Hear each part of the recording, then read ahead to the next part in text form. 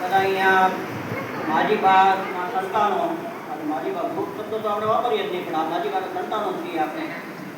કોઈ ગુરુભાઈ બેન તરીકે આવ્યા છે, કોઈ એમના લોહીના સંબંધો છે. જેમ કે મને મારા માતુશ્રી એ માજીબા એના સગા ભાઈ થાય, એટલે અમારો પણ લોહીનો સંબંધ છે.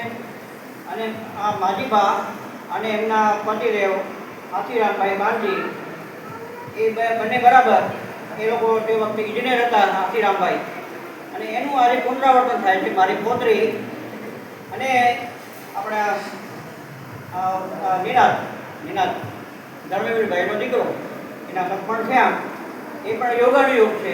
માજીબા કહીએ આપણે, માજીબાનું લોહીમાંથી મારી પોતરી આવે છે. અને હાથીરામભાઈ કાનજી આપણે કહીએ તો એને ધોળકિયા પરિવારમાંથી નિનાદ આવે છે. અને આજે એનું પુનરાવર્તન થાય એ યોગાનો યોગ. આ કોઈ એક માજીબાના જ આશીર્વાદ હોય એમ મને લાગે છે કે હાથીરામભાઈ અને માજીબા એમ હોંશ અને નિનાદ એનું આ ઇતિહાસે પુનરાવર્તન કર્યું છે. માજીબાના શુભ આશીર્વાદ એમાં વર્ષ્યા હોય એવું મને લાગે છે. એટલે અમને કલ્પના નહોતી.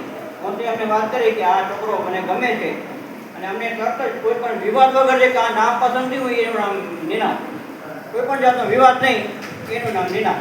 એટલે એવું સરસ એક કામ થયું. એટલે અમે બે કુટુંબ હવે સાથે જોડાયા છીએ. અને મૂળમાં તો બધાના માજીબા જ છે. અને માજીબાના પરમ ભક્ત મનોજભાઈ, એમની તો સેવા અખંડ છે અને હૃદયથી. એટલે આપણે એમ કહીએ કે વિશેષ, આપણા કરતાં પણ વિશેષ માજીબાના ભક્ત છે.